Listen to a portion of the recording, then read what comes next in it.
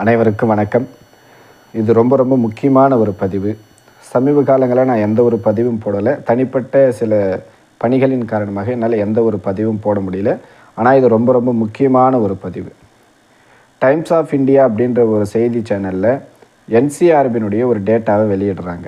நம்முடைய நாட்டில் ஒவ்வொரு 15 நிமிடத்திற்கும் ஒரு கொலை நடக்கிறதாகவும், ஒவ்வொரு 18 நிமிடங்களுக்கும் ஒரு பெண் கற்பழிக்கப்படுவதாக ஒரு டேட்டாவை வெளியிடுறாங்க. இந்த செய்தி வெளியிடக்கூடிய அதே நேரத்தில் கடந்த வெள்ளிக்கிழமை வெஸ்ட் பெங்காலில் துர்காப்பூர் அப்படின்னு சொல்லக்கூடிய ஒரு இடத்துல எம்பிபிஎஸ் படிக்கக்கூடிய 2ஆம் வருடம் படிக்கக்கூடிய 23 வயது தக்க ஒரு மாணவியை 4 பேர் சேர்ந்த கும்பல் கூட்டு பாலியல் வன்கொடுமை செய்து அந்த பெண் மிகவும் கவலைக்கிடமாக மருத்துவமனையில் அனுமதிக்கப்படுறாங்க. அந்த பெண் இரவு உணவுக்காக அவங்களுடைய நண்பர்களோடு வெளியே வந்து உணவு சாப்பிட்டுட்டு போகும்போது இந்த ஒரு கொடூரமான சம்பவம் அந்த போதைக்கு அடிமையான அந்த போதை ஆசாமிகளினால் நிகழ்த்தப்பட்டிருக்குது. இதுக்கப்புறம் அந்த 4 பேரும் அந்த பெண்ணுடைய ஸ்டேட்மெண்ட்டை வச்சு அவங்கள கைது பண்ணியிருக்கிறாங்க. எப்போ நடந்தது? வெள்ளிக்கிழமை நடந்த சம்பவம் அந்த பெண்ணை கற்பழிச்சுது.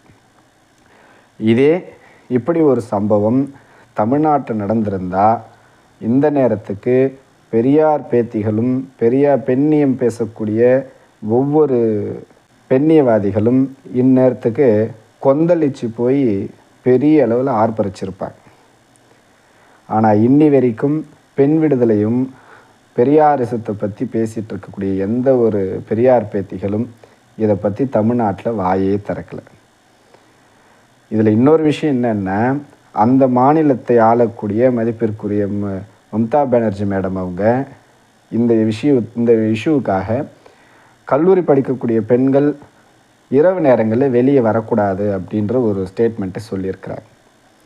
இதே நம்ம தமிழ்நாட்டிலையோ இல்லை பிஜேபி ஆளக்கூடிய வேறு ஏதாவது மாநிலத்தில் இப்படி ஒரு சம்பவம் நடந்திருந்து இப்படி ஒரு வார்த்தை யாராவது சொல்லியிருந்தால் இங்கே இருக்கக்கூடிய பெரியார் பேத்திகளும் பெரியாரினுடைய புரட்சியாளர்களும் இந்நேரத்துக்கு கொம்பு முளைச்சி போய் முன்னாடி வந்து வரிஞ்சு கட்டிட்டு நின்று இருப்பான்.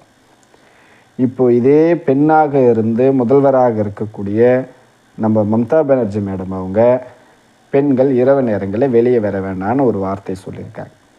இது உண்மையிலே வெட்கப்பட வேண்டிய விஷயம்.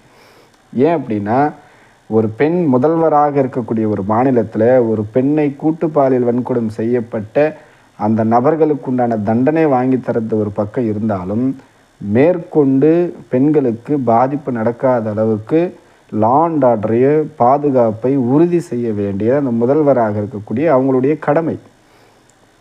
போலீஸை டைட் பண்ணணும், நைட் ரவுண்ட்ஸ் இன்க்ரீஸ் பண்ணணும், அதுக்கான செக்யூரிட்டி சிஸ்டம்ஸை அதிகப்படுத்தணும், பெண்கள்கிட்ட விழிப்புணர்வு கொடுக்கணும், போதை பழக்கத்தில் இருக்கவங்களை மீட்டு கொண்டு வர வேண்டிய நிறைய எண்ணற்ற செயல்களை செய்து பெண்களுடைய பாதுகாப்பை நீங்கள் தான் உறுதிப்படுத்தணும். இப்போ பெண்களை இரவு நேரங்களில் வெளியே வரக்கூடாதுன்னு சொல்கிறீங்க அப்படின்னா உங்களுடைய செக்யூரிட்டி சிஸ்டம்ஸும் உங்களுடைய ஆட்சியே ஃபெயிலியர்னு அர்த்தம். இது எங்கே போய் முறையிடுறதுன்னு தெரியல. இதை பற்றி இங்கே இருக்கக்கூடிய எந்த ஒரு பெண்ணியவாதிகளும் பேசவே கிடையாது. ஏன்னா அது பாஜக அல்லாத ஒரு முதல்வரை ஆட்சி செய்கிறதுனால அதை பற்றி இங்கே வாய் திறக்க மாட்டாங்க. பெண்களுக்கு எதிராக நடக்கக்கூடிய குற்றத்தை எங்கே நடந்தாலும் அதை சரி செய்ய வேண்டியது அந்தந்த ஆட்சியர்களுடைய கடமை.